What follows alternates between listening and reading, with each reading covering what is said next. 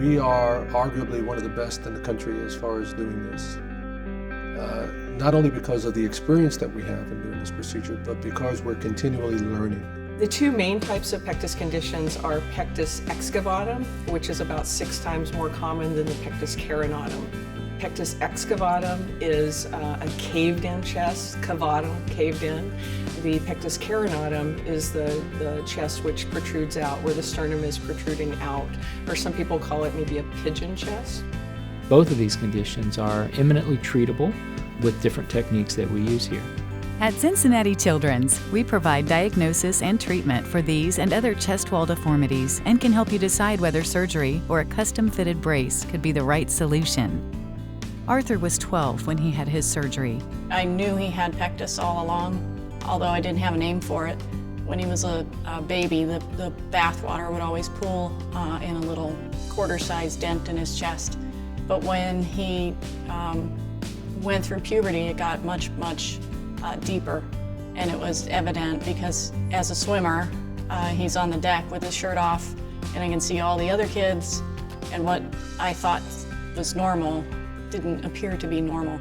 My big worry was that as he grew older, it would become something he didn't want to live with or was having difficulty living with, and I didn't want him to have to make the choice as an adult to pursue surgery or repair, because I know it's much harder on adults. It didn't take long for him to recover and see results. When I was swimming, I could only take 3 to 5 strokes before I needed to take a breath. After the surgery, I could go a whole 50 yards without breathing, and my times dropped dramatically. People that have not had a pectus deformity corrected, they've lived with it their whole lives. And so it's likened to like when you get glasses for the first time. You've lived your whole life with things maybe being a little bit blurry, but that's just what you're used to. But you put on glasses for the first time, and all of a sudden it's a new world.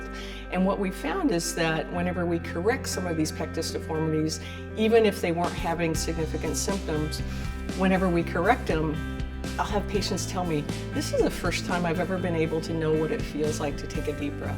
For Brooke Hamilton, that was a life-changing decision.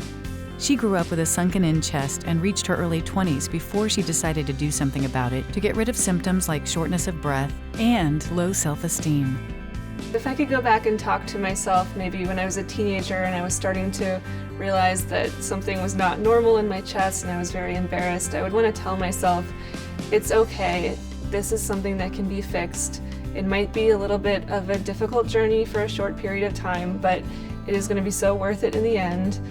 Minimally invasive surgery, like the one Brooke had, allowed surgeons to make 2 small incisions on either side of her chest and insert temporary bars to improve her chest curvature.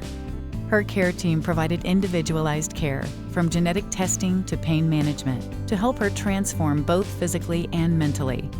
It's just really great to feel like I have a normal chest that other people take for granted. It's just really nice to feel totally normal, like I should have been from the start. It was great on my wedding day, and my dress fit perfectly, and I wasn't worried about my chest looking strange. And I kept the bars in for 3.5 years. During that time, just letting my chest conform to the right position and make sure it would stay that way. And then since I had the bars removed, we felt like it was a good time to go ahead and start a family, and so here I am, the baby on the way, so I'm really happy. That kind of outcome is exactly what fuels surgeons like Dr. Victor Garcia. How do we know that we're successful is apparent immediately, even in the recovery room. Particularly the older adolescents, as they're waking up from their anesthetic, the first thing that they'll do is look under the sheets to see how things look. And you look at that expression on their face, and even though we as healthcare providers and the parents as parents are concerned about health outcomes, I think we sort of underappreciate how much that child, both male and female, really want to have that improved appearance. And that expression of gratitude when they look under there has brought tears to my eyes, as well as to the parents. For more information about the Pectus program at Cincinnati Children's, visit cincinnatichildrens.org/Pectus.